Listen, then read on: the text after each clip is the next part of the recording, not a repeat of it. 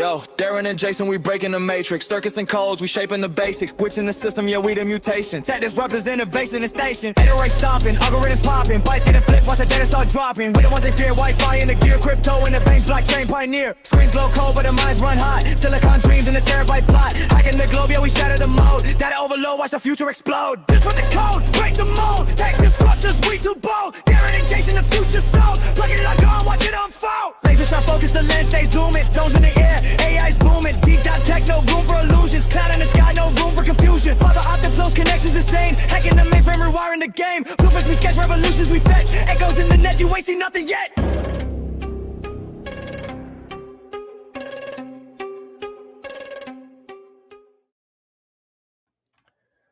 Hello, everybody. Welcome to the Tech Disruptors podcast. My name is Darren, and this lovely gentleman. My name is Jason. And we are back to bring you all of your tech news and stories of the week. A little earlier this week, just a little. We decided to go around about midday instead of 4 p.m. And that's just because we have, it's not going to be a permanent change. Yeah. Not a permanent change, but we are welcoming. Thank you very much, everybody who's watching and listening. And we are here to make sure that you are informed about all of the tech you need to be informed about. And one day, maybe one day, Jason, make it onto that big streaming service that has a big N. The big red N. The big red N, and it goes dun dun at the beginning. Kind of like Law and Order. You sound like Law and Order. Yeah, too. It does. Never thought about that until just that very moment, actually. Yeah. That sounds a little bit Law and Order-ish. But anyway, I want to start off today, Jason. I know we missed last week, so I got a couple of stories on the back burner, but I want to start with one that I thought was actually pretty funny. So, you know who will.i.am is, Jason? Of course, he's obviously a singer, but he's also or a rapper, whatever you want to call him. But he's a musician. We'll say that. But he's also into tech, and I know where we're going with this. But go ahead. So, will.i.am, one of the singers in the group, the Black Eyed Peas, we'll say, and tech, just general cool tech dude.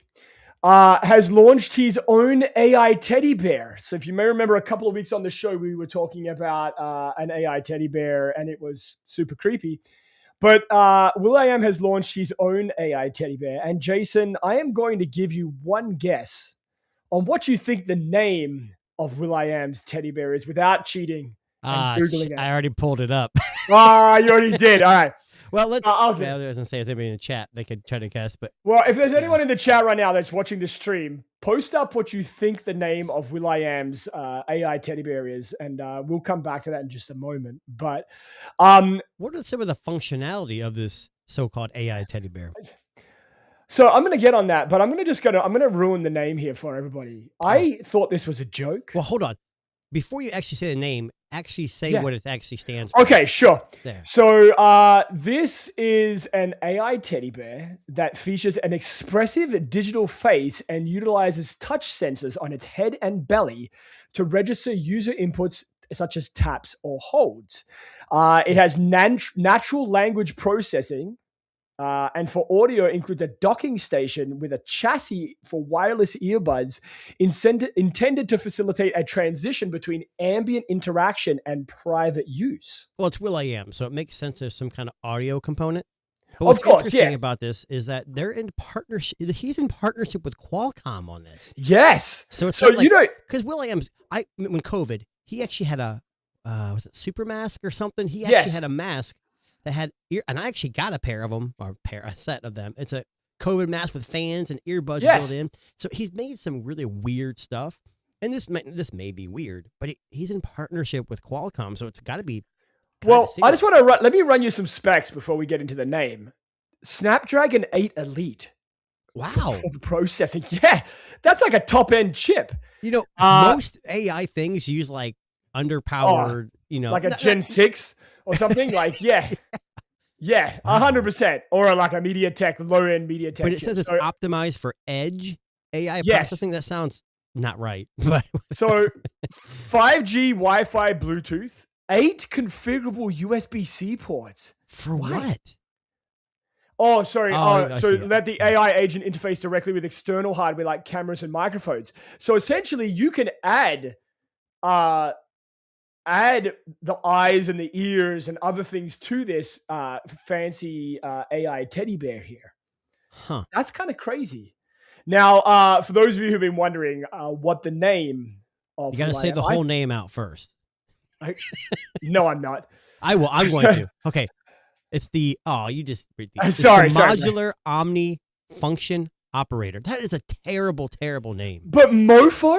Mofo's fun. Mofo. That's hilarious. That's not something. That's not the slang we use anymore. But back in the day, people would say you bad. If you say exactly, if you were a bad mofo, you were something.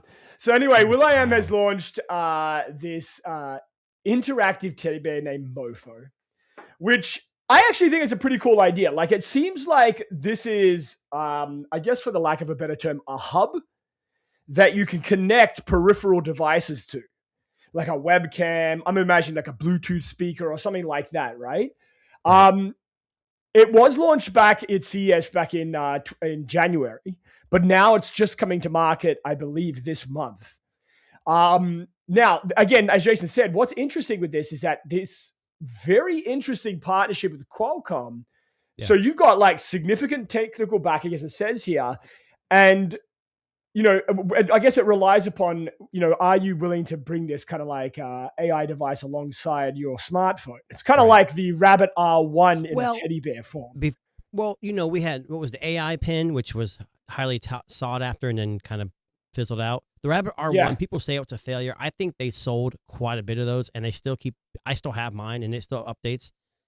The difference is those didn't have direct partnerships with Qualcomm. No, they're doing it on their own, and it may be for lack of, maybe that's why they're failing. Maybe the partnering with Qualcomm will help them with this mofo. Yeah, mofo. But I mean, look at, I don't know if you can see this image up close here, but look how crazy the heart of this thing is. Like, it's surrounded by USB-C ports. Well, let's see what happens, because it's wishful thinking, and there's a lot of extra things you can add. But as we know, all these companies and the startups, I should say too, are rushing out AI hardware, and it hasn't really shown to be very successful yet. Now, will.i.am has had some bombs. Yes, he has. I don't know. Can you remember any tech product that he's ever made? Because he's had a watch. No. He's had some kind of speaker. He's had the mask. He's had headphones. I don't know if it is taken off, but I don't know. As far as I know, I don't think any of them really kind of made a splash. But I think, wasn't the headphones in collaboration with Beats? Or is he just a big fan of Beats? I don't remember now. It's been a while. It's been a little while. will.i.am. But I guess what's kind of cool, and just to stick with him for just a second, it's kind of cool that a guy like will.i.am, who started in music, has pivoted into like tech.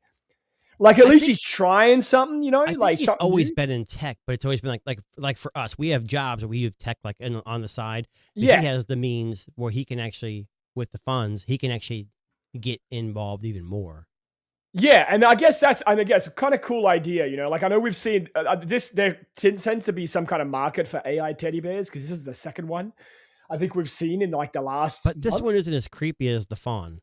No, the Fawn Friends one was a weird, like you become friends with it in an app and then it comes to your house. Like, that's some weird shit. But again, a kind of a cool concept. I like that they're using a high-end chip, which means that technically it's probably the most powerful AI teddy bear that's out. It's to its detriment too, because a lot of these AI use low power because they're low powered, battery life's better, thermals are better. So the Elite 1 had pretty good thermals. The new one, the Gen 5, is terrible on thermals. It gets hot. Yeah. So it might be, I'm telling you, we just discussed, and I don't know if we're going to go into it, the Motorola Razr, which I have the 2025 Ultra here, and it's got the Elite chip.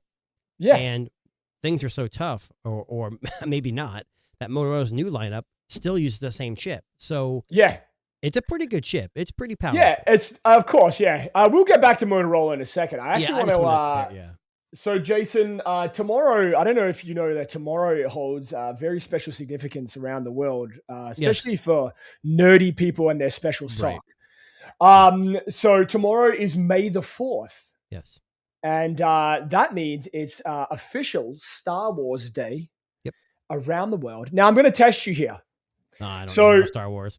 I know we are big into smartphones. Okay. So okay. I want you to tell me approximately how many Star Wars edition smartphones, themed smartphones, have there been ever?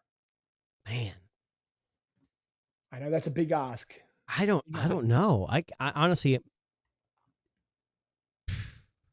Now, there's not as many as you think, but No, the I'm brands gonna that say, did like- do them might surprise you. I'm gonna say 25. I don't know. I really don't. Oh, know. that's like, okay, that's way too high. I was thinking way less than that. But so according to Google and my deep quick searching here, there have been 1, 2, 3 3. Okay. major manufacturers lean Okay. in to the Star Wars theming.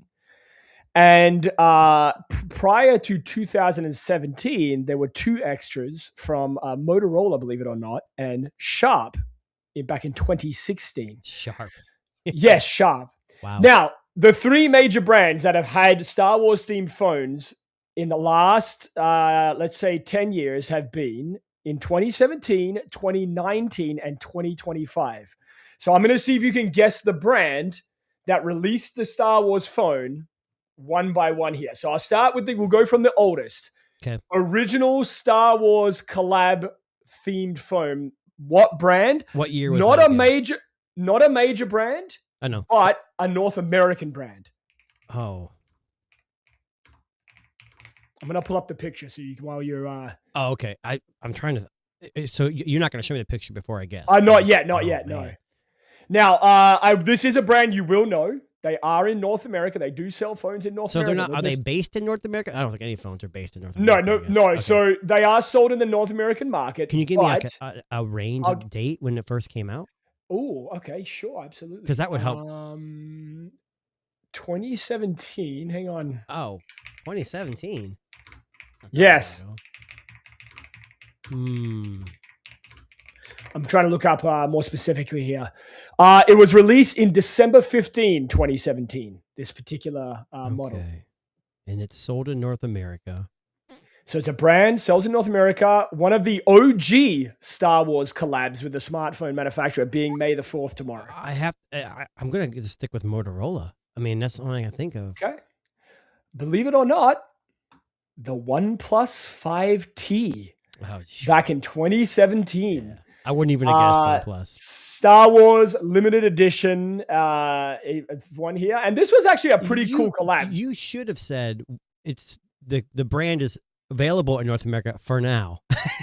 for now, yes. Then I would But have known what right was away. cool about this one? So this was with the release of The Last Jedi, right? So, and it had, this was when OnePlus was like at the peak of its game, right? Like they were trying to make a name for themselves. They Yep. were making cheap, affordable phones. I wonder if it lets me see the price anymore. I doubt it, highly doubt it, but let's just play a game. No, Yeah. it doesn't. But this was the original. I would say that's probably $4.99, $5.99, maybe ish. Yep. I don't know. Correct. Now, if we were to jump ahead 2 years. Okay. Not Wars now, isn't this bad. is- I know it's May the 4th, and I think May 1st is when the NSYNC song "It's Gonna Be Me," but they say it sounds like he's saying May. It's gonna be May, like when It's gonna Justin be Timberlake sings May, that line. yes. Yeah, that's Now, not the same as this. No, it's not the same. Now, this brand is more of a major manufacturer in the North American market. This was 2 years after OnePlus. So 20 Releasing, this would be 2019.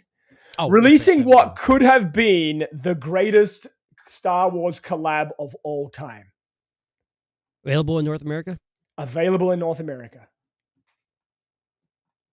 Ooh, I'm testing Jason's Star Wars knowledge right now. I have no Star Wars knowledge at all. I'm not a big fan. And I hate that people are gonna hate me for this. I'm not a big Star Wars fan myself. I don't know. Yeah, I don't know. The either. Galaxy Note 10 Plus. Nope. Star Wars edition. So now, this weird. was Wouldn't the you put Note box. Plus? Yeah. I know, right? Look at the box. Look That's how cool. beautiful the box is here. You got earbuds, Look at the earbuds. Black a and red. leather case, a leather embossed case with Kylo Ren on it. And you also got this collector's like card looking thing in the bottom left here. I don't know if you can see that. I guess that's like a thing. But all black smartphone, glossy back with red accents on that Note 10, which was largely, and most people would argue, was the best Note that has come design-wise. If you remember, had that pretty up there, right? So that was 2019. Now let's jump ahead to just last year. Are you a Star Wars fan, Darren? I am a huge Star Wars fan. Okay, I unfortunately am not. So anything you like, the name you said on that's on the boss on that Kylo case, Ren? No idea who that is.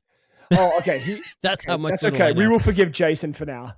Now let's see if you can get the last one. Now this only came out last year, so we're still in the relatively like new-ish collab, and for whatever reason it doesn't like me opening up that tab. So let's try that again. So this is where I think like a Realme or an Oppo or Vivo, but they don't. But you're saying it's not. It's available in the US? This next one is not a phone that was available in the US. So it comes from our friends over in China. See, I'm going to say like a Realme or something like that. Ooh, maybe not good guess. Good guess, but not exactly correct. The most recent Star Wars collab was actually the Reno 14F Dark Side Edition.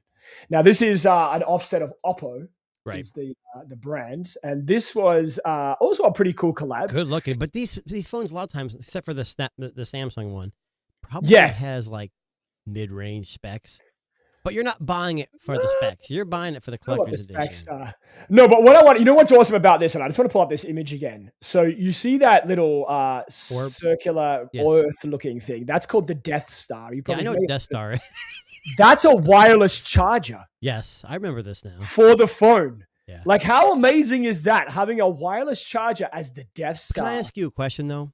We've talked about this before. Do people really, I know in the U.S., I don't know if they sell very well, but like, you know, what's the, as Motorola does the FIFA editions, like, do people, at least here in the U.S., in North America, I should say, do we really buy themed phones? I mean, I never bought a themed phone I think before. if you're a fan, you might. Like, I don't think it's that crazy. I guess the thing is, I'm fans of don't deserve. I guess doesn't translate for Jason. Well, I guess. Now, I want to show you the Motorola one, because the Motorola one's actually pretty fucking awesome.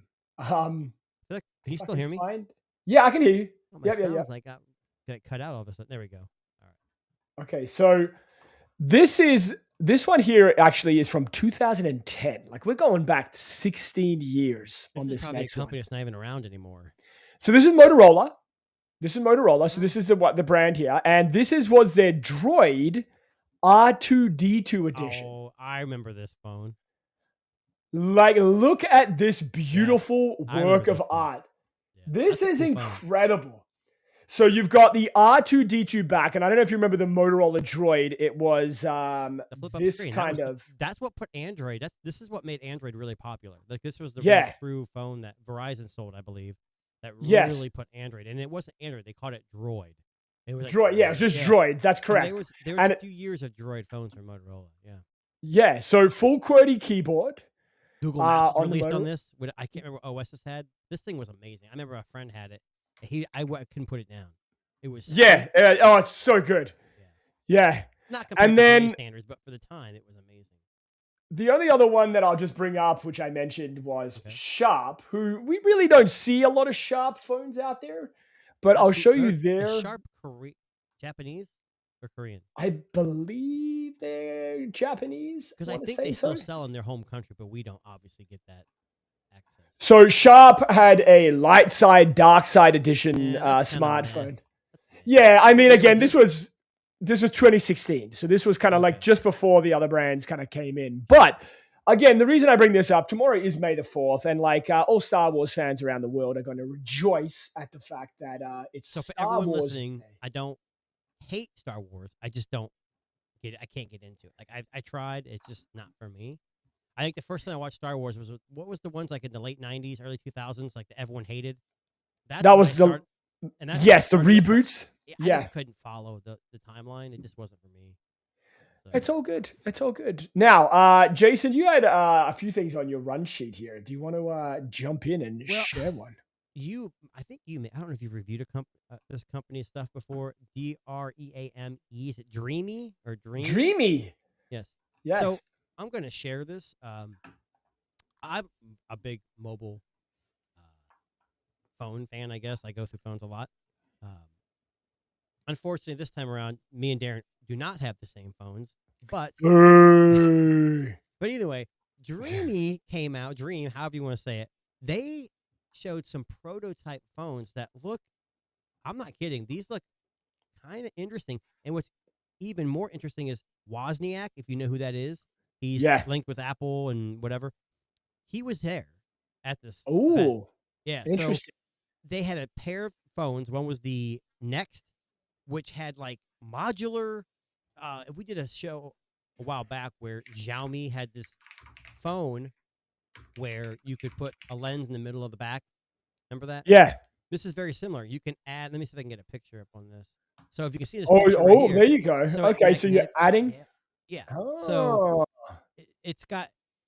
This is a 50 megapixel telephoto snapper with Lofic, which is that new hot topic. That's in Xiaomi. Yeah, Xiaomi's the only one I think using it. I think again, we're going back to the Motorola again. That's one big upgrade for the new Motorola Razrs.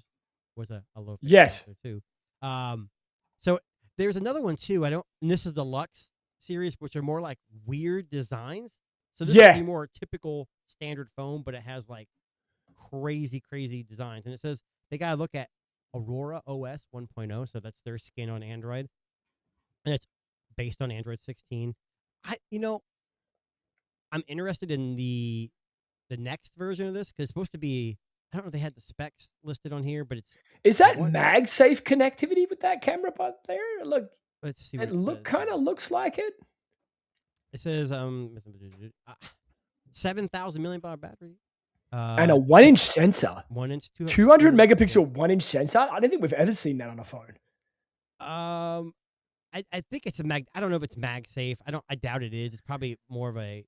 I can see some little pins right here, kind of like the Xiaomi. They need their file transfer, so it's probably something different. Right. It includes everything: satellite communication. The only problem is I don't know if we're ever going to see it in North America. Dreamy, I don't even think I've ever seen a Dreamy phone in my life. They've never made phones. This is the first time. Yeah. So right. Just to give you context, what Dreamy's trying to do. A lot of articles saying they're trying to take over because they make cameras, lights, robot vacuums, and now they're going to be possibly making phones. They also announced a supercar rocket supercar. It had a rocket. Okay. Of course. Why not? Because that's what we need in the market today. Yeah. And I think what they're doing here is I think the modular design here is good for people who want that flexibility as well as a flagship phone with something new. And then on the other side, this Aurora Lux is more for those individuals who want to stand out. Nothing. It kind of looks like those Virtue phones. Yeah. Sort of. Yeah, a little bit like the one on the far right there, the two on the far right, the green and the purple. Yeah. They kind of look like those, which is kind of interesting. They didn't say much about I think most people were focused on the Next because that was like the flagship phone. Yeah. But I'm interested. I've always liked competition. And if OnePlus truly is ducking out of us, North America or whatever they're planning on doing, I don't know if you have an article on what's going on in the next saga with that. Yeah. It'd be interesting to see them enter, but it's hard in North America. It really is. Not just because of Apple, but it's Apple and Samsung. Right. And China and tariffs and government interference. It's hard.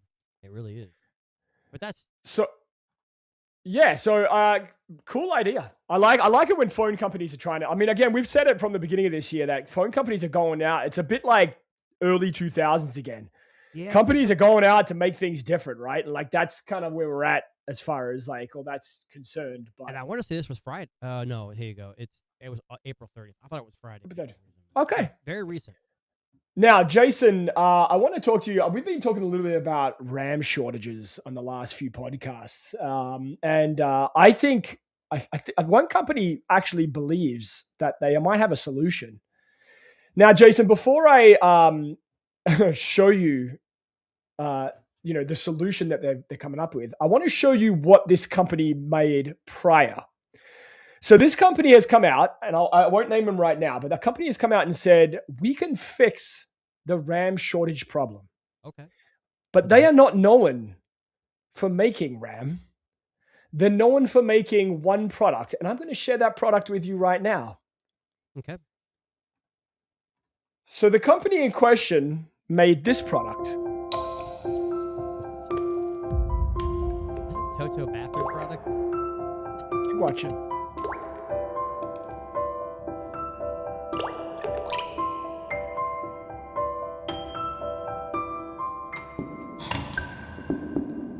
Blew her hair up. See that?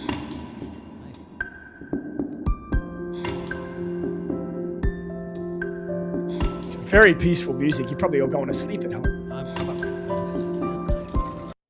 Okay, so toilet maker company Toto has come out and said, we've got this. Oh, here we go. Here we go. So according to this brand, they not only make toilets, but they have an advanced ceramics division that produces components used in NAND memory chips. Okay, fair enough. Now, basically, they've had a 34% gain in business over the last year because of the AI chip demand. And they made 53.8 billion yen off of their advanced ceramics division. So $343.5 million so far this year. Wow. So basically, this company said, we can keep making this shit for you if you keep paying. So, they obviously make smart toilets. And I guess part of making the smart toilets is that they invested in this, ceramics division to make NAND memory chips. And now they're saying, well, you guys need it and we can make it. And they've made, almost $350 million so far this year by outsourcing their, by bringing in the business of all these manufacturers who need memory chips. And, basically they're saying here that they expect the division to grow rapidly, about 27% next year. Okay. And the company plans to invest another 30 billion yen or 192 million over the next fiscal year to boost mass production and R&D. That is nuts. Now, you know what's crazy? They are the world's second largest producer of electrostatic chunks or e-chunks used to manufacture NAND memory. A toilet company, Jason, is the second largest manufacturer of a key component in memory. Crazy. Now, I find this very funny because it's insane to me that this company makes these fancy, clean your ass toilets. Yeah. But yet they also are now manufacturing the greatest distribution of memory chips because there's just not enough out there. Oh yeah, for sure. So yeah. And so it's crazy. It's funny. I think my sound just changed. Yes, you went a lot better in volume. I think I bumped my cable at the bottom of my microphone and kind of pulled it out. That's all good. It's all good. Anyways. Now you're back. It's good. There you go. So anyway, Toto coming in for the win on fixing the memory problem. Yeah, That's but out we have there in another the world. but there's another problem we need to solve. How to clean your ass and make memory at the same time? Yes. Yeah. Kill two birds with one stone. No. We need if I asked you, and I know you're probably gonna know where I'm going with this, but play dumb.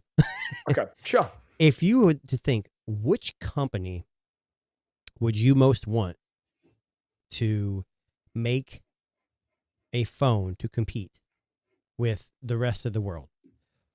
Okay. What company would you say? Is it an electronic company? Yeah. Well, yes, sort of. Sure. Roku. You know what? That wouldn't surprise me. No, it's electronic, but it's also kind of cloud and kind of software. Oh, okay. OneDrive. OpenAI. Oh, okay. OpenAI is planning to make a phone to compete with the. Of course, they have to say iPhone because it's 9 to 5 Mac. There's no other phones in the world but of Apple. course. But yeah, but it says here in 2028 they're planning to launch their own phone. Now, interesting. The details are very. They have Jony Ive on there. Yeah. He works for OpenAI, so it's going to have. We all know it's going to be a premium device, probably in a beautiful design. Yeah. But my question is society as a whole sold enough on AI and its benefits to purchase a phone based around, it has to be based around their OpenAI, right? Well, I'm going to assume it's probably like Google's integration, except, instead of using Gemini, they're using like ChatGPT. Well, here's what it says. idea, OpenAI right? is working with MediaTek and Qualcomm to develop smartphone processors with Luxshare as the executive system co-design. I don't know what that means. Yeah. So it's the belief that the AI agents will shape. So either way, I don't understand this because, I mean, from business point of view, AI doesn't make money unless people are paying, correct? Yeah. So OpenAI is at this point where they're getting tons of money from backers, but I don't know. I mean, I can honestly say I don't pay for OpenAI. I never have. No. So they're not making any money that way. So by making a phone like Apple, they can rope you into the ecosystem and maybe charge a small fee to have access to OpenAI and its full potential on a phone. Interesting. Yeah. I mean, I guess this is kind of like, remember the Next Bit Robin? Yeah, that's what I'm talking about. But what happened to Next Bit Robin? Well, they didn't fail. They got bought. Yeah. But they weren't doing, amazing. But do you remember how with NetBit Robin, everything was cloud-based? So like all your photos went to the cloud, all of that went to the cloud. Amazing device. They were ahead of their time, for sure. $200 device. $200 is how much that phone costs. I bought 2 of them. The design was amazing. Like they had this weird thing where the apps, you could download apps, but you could put them in the cloud to save space. Yeah. And when you clicked on them, it would actually come down from the cloud. Which Apple stole from them because they can do that on their iPhone too. Remember? That's true. You're right. Yeah. But I think Asus Razer bought them. Razer bought them out, and then Razer died too. Yeah. But I don't know. I don't know if this. I mean, I'm assuming they're huge, right? They're huge. They got billions of dollars. I mean, why not? But we talked about Amazon starting to talk about it on its phone. I mean, in the market we're in, do you think any company besides Samsung and Apple will be able to break through? To be honest with you, like I don't understand this contradiction that we're seeing with a lot of these news articles, right? Because you've got everybody all these companies are coming out and saying, well, phones are no longer the future. AI smart glasses and wearables are the future. But yet you've got companies still making, we're going to make a phone. Well, because phones are now. Well, that's it, right? But it's 2028, like next year. Well, but OpenAI could, no pun intended, open the door to get people into their ecosystem, and then they could, Apple's working on smart glasses, Samsung's working on smart glasses, Google's working on smart glasses, and OpenAI's next, I guess, rope in or whatever, however you want to word it.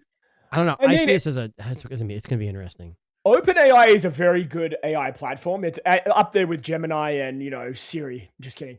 But, the whole premise of them making a phone, I don't think it's crazy. I mean, I think people would buy it. If you love the platform, why not use the phone that speaks to it? It's kind of like with Google, right? What you buy a Google phone because you want access to Gemini and all of that, even though now Gemini is not necessarily proprietary anymore. Well, it's not. And you can use ChatGPT and everything else on a Google phone. Yeah, of course.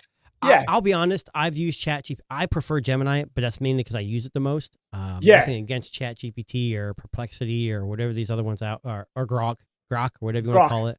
Yeah. Grok's in my car now, so I have access to that. But I think this is what it's so terrible about, the iOS Android debate kind of splintered. Yeah. Split everyone up. You're either in this camp or this camp, and I feel like AI is the same way. There's so many leaders. It's like, who do you attach to? Which bandwagon do you jump into? What horse do you get on? Yeah, I know. Gemini is killing it, and Google is killing it with Gemini. And I'm not saying OpenAI is not. I don't know. So you know what's funny? I'll tell you a funny story. So yesterday, I have Gemini on all my Google devices in the house. And yesterday, something weird happened with my Gemini, and my wife kind of looked at me and gave me a kind of like a sideways look. What's that? My son asked Gemini, I guess in a certain way, what the weather was outside, right? And it obviously audibly gives a response, but it didn't just say the temperature outside in Toronto is blah blah blah. It said, "You sound frustrated," is what it said first before it gave the thing. And it said, I understand that the weather can be frustrating and blah, blah, blah, blah, blah. That freaked me the fuck out. I looked at my wife. My wife looked at me like, how did it? So pick he up? might have said it like a little loud, maybe, or something, and it sounded frustrating. I think it was the tone it was picking up on. I think it was like is he? I'm not trying to give too much information about your family, but if he's a teenager, maybe it's just. Oh, he's a preteen, right? So maybe there's a bit of angst in his voice there, like maybe. But yeah, I don't know. It's kind of weird. I never heard that yet. I haven't heard that, but we don't really ask the weather. I mean, I have a phone in my. Oh, my son does that all the time. Like my son thinks that Gemini's his best friend. Like he gets it's funny. Music and my wife will kill me when I say this. She's got a phone in her hand and she's looking at it, and then she'll say, "Hey, what's the weather tomorrow?" I'm like, "You're literally looking at your phone right now. Just click a button." Click the weather app, man. Then she'll be like, "I can't hear it." I'm like, "Whatever."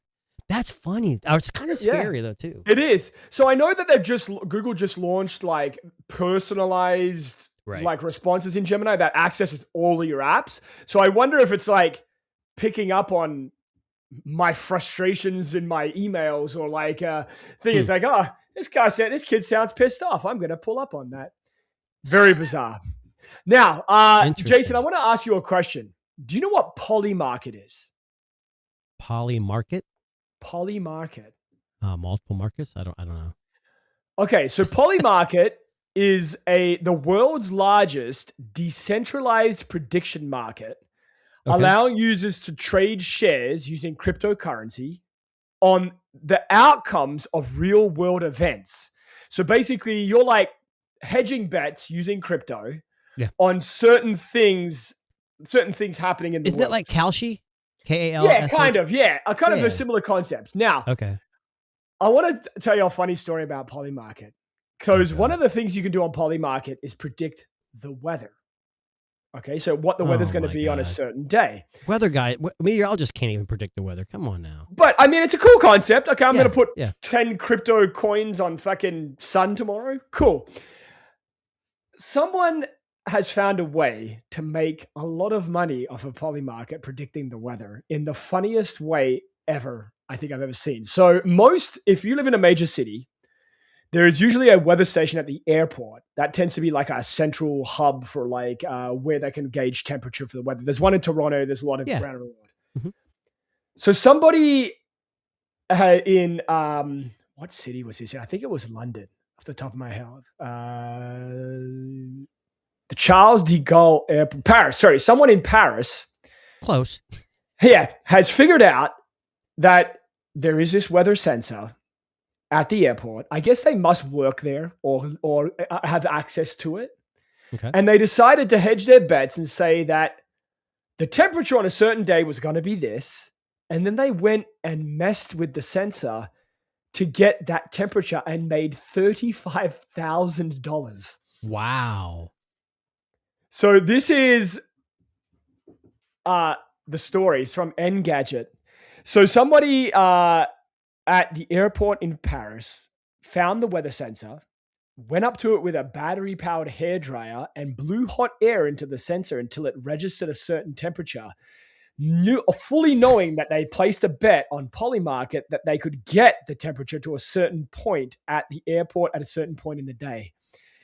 And they walked away with $34,000. I wonder if there's any stipulations on that. Well, I mean, I guess you would think like a temperature at a sensor at an airport is probably like somewhere unobtrusive, right? Like maybe not easily found. I would imagine it'd be pretty high up too. Yeah. So, but maybe not. I mean, who knows, right? Where they place this? Like, even it might be just outside a window that's in like by a washroom that happened to, you could plug a hairdryer into. So, somebody essentially broke the Polymarket weather market by anticipating that the temperature would get to this at this time of the day, and they walked away with $34,000 cash. Now, Jason, don't hate the player, hate the game. No, this is what I'm saying. Like, is this them being sneaky, or is this them just going, I can make some money off of this? Oh, like, definitely. I could make some money off this. I mean, yeah. And maybe he didn't think it would work. Maybe he didn't. It would work, yeah. And it did. I mean, that's what I'm saying. So, like, do you look at this guy and go, "Oh man, what a snake! What a snake! I can't believe he did that," or do we look at it and go, "You know what? I wish someone else had figured this out sooner." I would say no one time, but if he keeps doing it, yes. Yes. Had he not, so obviously people found out. He must have said something of because course, yeah. now had he not said anything and did this for like a couple $100,000, then he's being a little selfish. Like this is a tongue in cheek, ha ha ha, I made it. And obviously this Poly Market didn't say. Now if he would have put it's going to be this temperature without any intervention, then that would have been different. But yeah. So I find this very funny. I didn't realize Poly Market was a thing. Like, and if you go onto the Poly Market website and take a look at what you can place bets on, it's fucking pretty crazy. Yeah, I have a smart TV that has like a ticker at the bottom. And it has ads, and now it's got this thing called KALSHIA, Kalshi, or something. Yeah, like that.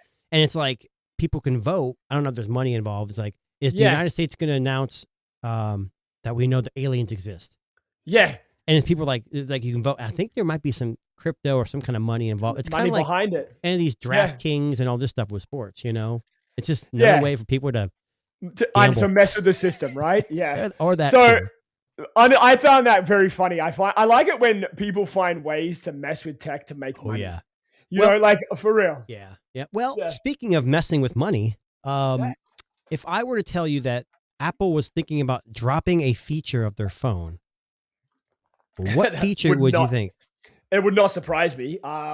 What feature do you think would be, or needs to be dropped, or could be dropped?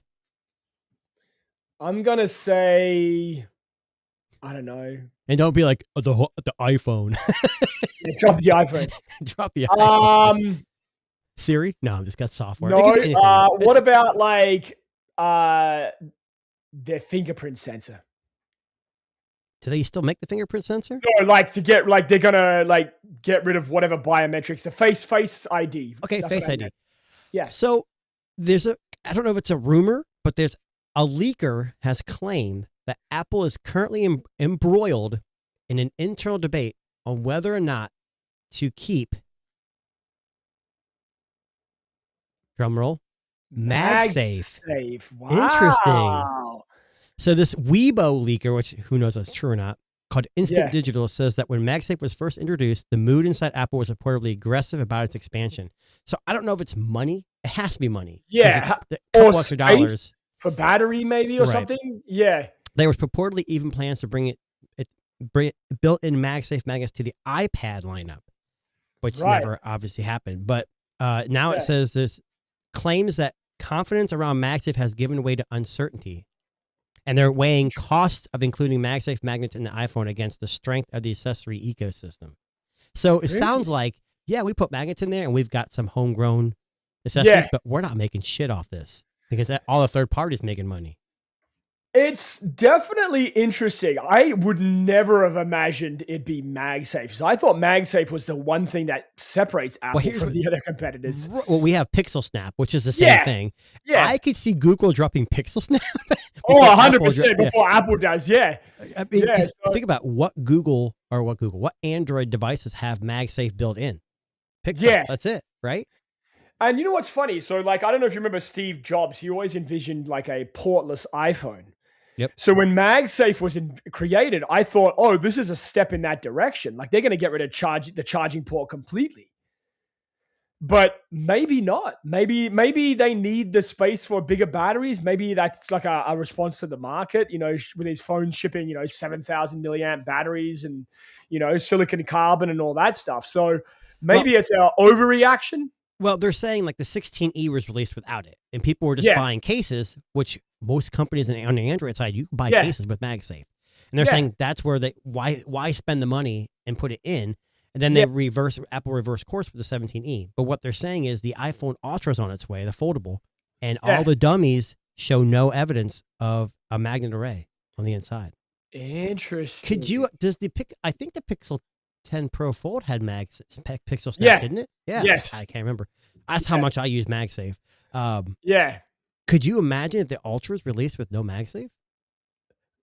The only it has to be to do with battery. It has to have something to do with It's got to be room. And maybe heat too. It's got to be heat too because that's small. Heat and room. Yeah, interesting. But you think about all that though, budget phones don't have it. Samsung has Qi2 wiring, but no MagSafe. But they support the fastest speeds with a case. Yeah. And they're making money off the case. So Apple's like, look, we're not making a whole bunch of money off the accessories. Yeah. Let's just sell some third party or first party cases and make money that way. That's crazy to me. Like I'm actually a bit dumbfounded by that. It's such a random thing that they would remove when they've been trying to sell a whole like generation on MagSafe and MagSafe accessories. I might be an outlier because I don't always have an Apple device. I don't find MagSafe all that great. To be honest with you, I never could get it to work properly. Like I had like the chart, you put them on the charger and it works, whatever. It's always slow. It's always hot. Yeah. And they have that bedside mode or whatever, but it never really, I guess it's convenient, but even in my car, like people have that little vent thing. I don't put it on my vent. Well, now again, I have a Tesla, so I don't need to, but maybe there's a population out there that have older cars that it's nice to have that right there. I don't know. Yeah. Interesting. Well, definitely something, Apple. Now we'll come back to Apple in a second. Let's go back to Motorola because I know we mentioned Motorola early in the show. Yeah, I don't want to sorry make sure we about don't run out of time. So Motorola has released its new Razr line as well as the Razr Fold, which I really, really wanted to get my hands on, but not at the price it's currently selling for. Especially in Canada, right? Especially in Canada. So in Canada, I think it's like $3,000. So for context, they released a bunch of their new phones, the foldables, right? Yes. Now this is the 2025 Ultra. This is their flagship flip. Yeah. Okay. It's got the Snapdragon 8 Gen 1. It's got wireless charging. I mean, it's a great device. And right now you can get it used for like $500. Well, $500. Yeah, exactly. Yeah. And new for like $799, $699 on Amazon and on Motorola's website. But go ahead and now the battery is the biggest thing in this, but go ahead. Yeah. So basically they've released their first Razr Fold. Now this is the one we've talked about this a few times on the podcast. This is the one that I think is going to get the most attention because it's the first folding phone that's not a flip from Motorola. So can they get it right? I think is what everybody's kind of waiting to see. And it does have some pretty good specs. You're getting the latest Snapdragon chip, 6,000 nits of peak brightness of screen, 80-watt fast charging, 16 gigabytes of RAM. It's a flagship. Yeah, triple 50 megapixel cameras. You're getting all of it. Now, if it's got the same camera system as the Signature, it should be okay. It's not. I don't think it can be flagship level, but it's good enough for most people. Yeah. So this one's coming in hot. Now it's how much is that? Apparently $18.99. I thought. Yeah. $1,900 for the Razr Fold. That's US dollars. Just keep that in mind. Yes. Which is slightly cheaper than the Pixel Fold and a bit cheaper than the Fold 7. And it's the old style. It's the 4x3. It's not the new wide that Samsung's releasing and Apple's supposedly going to release here this year. So this would look like pretty much all other foldables on the market, like especially like the Honor. If you compare it to something like, but the if Honor. you like Motorola's like gestures and OS, the minimal OS. I mean, look, I actually think the OS is the biggest sell on this because it feels and looks very like stock.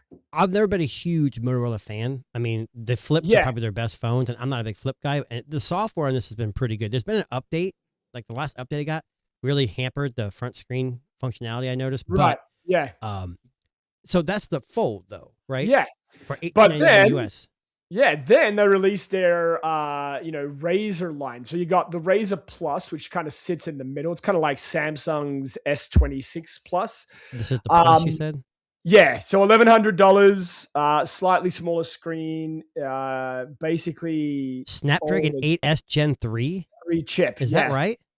Now I believe that's the same chip across all of their flip line this year. No, which is what? No. Okay. So this is like the mid-range version, I guess. Correct. So I have the Ultra in last year's, and it has the Snapdragon 8 Gen 1, Elite 8 Gen 1. Okay. And so yes. So the Razr, no, but hang on. The Razr Plus is their top of the line flip. No, the Ultra is. Okay, sure. I'm sorry, I'm lost the way. I didn't read this article very well. Hold on. So I'm looking at a different article. Yeah. And it says the Razr Plus will come in at $1,100, $10.99 US. It's got a 4-inch outside screen, dual 15 megapixel cameras, a Snapdragon 8S Gen 3, and a 4,500 milliamp hour silicon carbon battery. Now, the Ultra Yes. is the same Snapdragon 8 Gen 1, Elite Gen 1 that came out last year. Sure. Oh, okay, got you. But get this. Yeah. So like I said, this right now, you can go on Amazon and get a refurbished one for like $550 or $799 brand new. The new one is $1,499.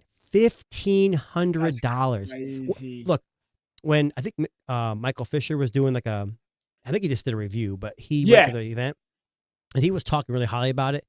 I'm sorry.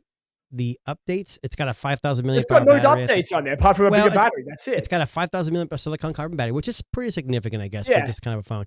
And it's got a better camera. It's got the low 50 megapixel. Yeah. But that's it.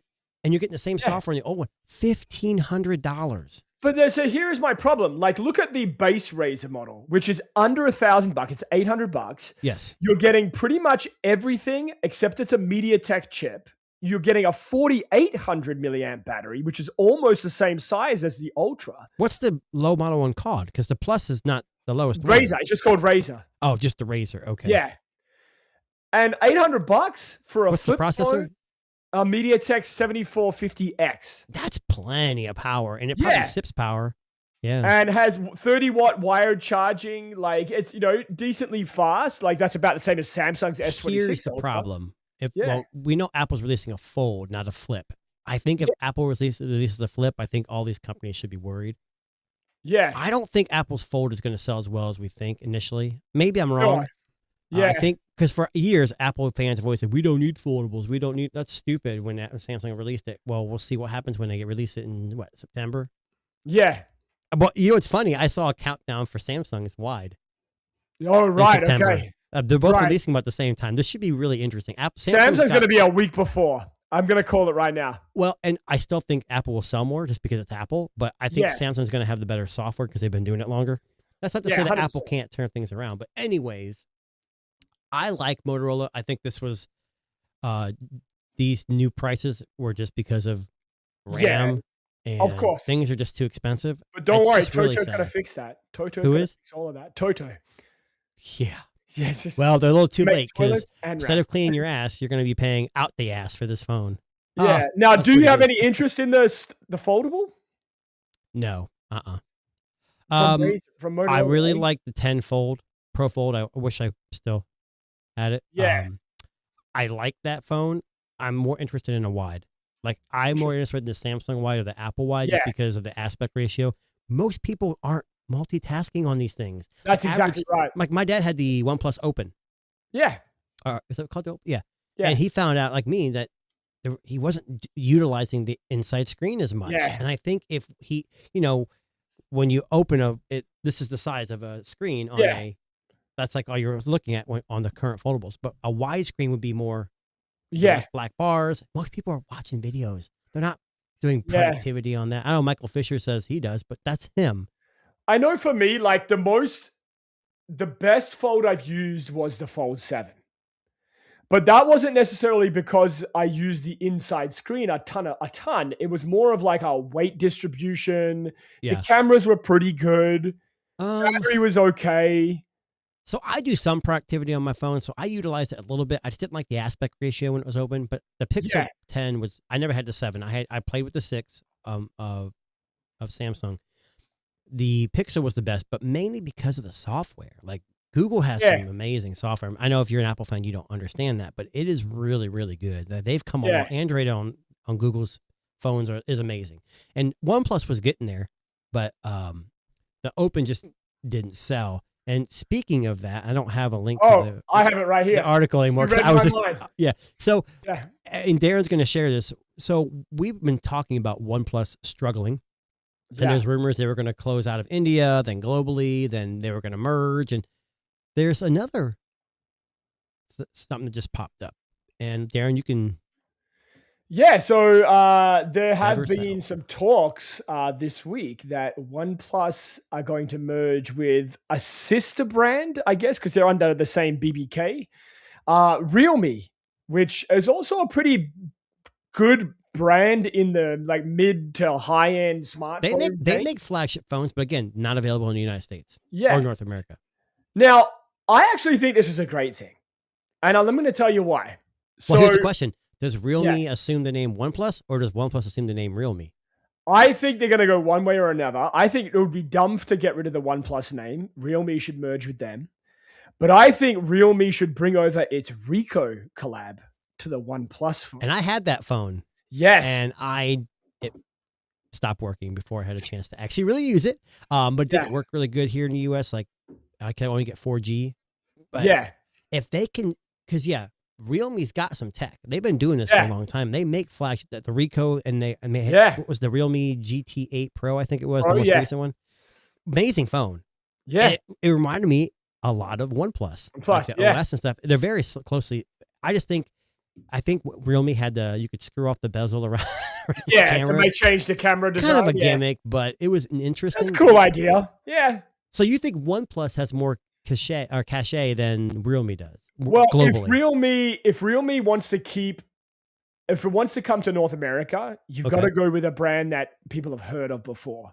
You can't put Realme in stores and expect people to buy it. They just don't know what it is. But OnePlus has a little bit of brand recognition, I think. Maybe not as in like carrier stores. In North America, 100%. No one knows what Realme is in North America, but the rest of the world probably does. That's the problem. It's like, who do you focus on? Yeah, North which America horse do you or the rest of the world? That's it. Well, I mean, that's it. So, I mean, if OnePlus is doing well in like India and Asia, then maybe getting rid of OnePlus and sticking with the Realme branding is the way to go. It just depends on the market, right? Like, where are they going to do it? They could keep both names, just make the same device with different names. Like, make the OnePlus 17 for North America, and then the Realme 9 Pro, the same exact phone, just different branding. I mean, which is what they used to do, right? With a lot of these like that's what car companies do. Like Acura and Honda, the same damn car, to just make it look a little nicer. Yeah. So I don't know. I mean, again, I think we definitely hit the nail on the head on this podcast. About 2 months ago, we said that OnePlus is struggling, and all of these rumors have been pointing to something happening. We thought they were going to shut up shop completely. Yeah. But maybe they're just going to be absorbed by a sister company. Well, I hope they don't. The OnePlus Pad 4 was just announced for India. I hope it comes to the US. Because I like the OnePlus Pad. I don't know. Yeah, I don't know if their tablets are amazing. The OnePlus Tab 3 is incredible. That's what I have right now. I love it. Yeah. So, I don't know. It's interesting. It's an interesting world we're living in now when it comes to these brands. And I think, like, again, with prices rising, some of these other brands that were doing cheap phones or cheaper phones, they can't keep it up. Like, they just can't compete when you're trying to outbuy Apple and Samsung, who are buying up all these memory chips, right? Like, it just doesn't exist. You can't do it. The bigger companies are going to make their way, and that's why merging is probably better for both. Yeah. But what would you say? I know we're almost done here. I got one more thing. I got to share this. So yeah. Go ahead. This came up late. I want to say yesterday. Yeah. I can't remember. Maybe it was in the morning. I was getting ready to leave. This blew my mind. Maybe it won't blow your mind. But GameStop is preparing to make an offer for eBay. Yeah. I did see this. So I'm kind of confused about this. So we know what eBay is. They've been around forever. So does this mean GameStop's going to keep eBay as it is and just buy it? They're going to, well, I mean, so that's a really good question. I would say GameStop buys eBay and then starts selling their games on eBay. That's so they get rid of their brick and mortar. They get rid of the brick and mortar. That's how I would say it right now. But GameStop's struggling. So how do they have the money to buy a juggernaut? eBay is a juggernaut. I can't imagine eBay struggling. But it says here I don't know, man. I think there's a lot of money in the gaming and gaming accessories market. Is GameStop US, North America only? No, yeah, that's US and Canada. So this will definitely widen their market. I mean, I don't think it would be that crazy for them to close up brick and mortar stores and just say, hey, go on eBay if you want to buy news, refurbished games, whatever, right? Mm-hmm. Yeah, I don't know. Like, I saw this article and thought to myself the same thing. Like, how do they have that much money? But maybe they do. Listen to this. If eBay is not receptive, they could decide to take the offer directly to the e-commerce company's shareholders. Like, you don't want to, I don't care. We're going to go around your back and buy. Now, hang on a second. Maybe they own shares in eBay. Maybe that's why they can propose this concept, right? Yeah. Interesting. So they have some new investor who joined the board at GameStop, it looks like, in 2021, and he steered them because they were almost out of business a while. Not too long ago, actually. But I don't know. I think that is crazy. So I mean, I definitely not. So they call it e-game. Bay? E-games. E-game Bay. eBay games. E-gay games. Yeah. Oh man. Anyway, so yeah, I don't know. It's an interesting world we live in, man. Like I know a lot of these companies, like right now, like you're gonna see this a lot. Like the big players are gonna keep buying. The small guys are gonna start to disappear. And that's how our like conglomerate is built, right? Like we're like, a group of companies that have enough money to rule the world will rule the world. Right. Yep. So what's going to happen next? Like, Burger King's going to buy out McDonald's. Like what's going to happen next? Right. What's Tech Disruptors going to buy out? We going to buy anything? We're going to get bought out by Netflix and then we're going to be on Netflix. That's how that would be amazing. It really that would be amazing.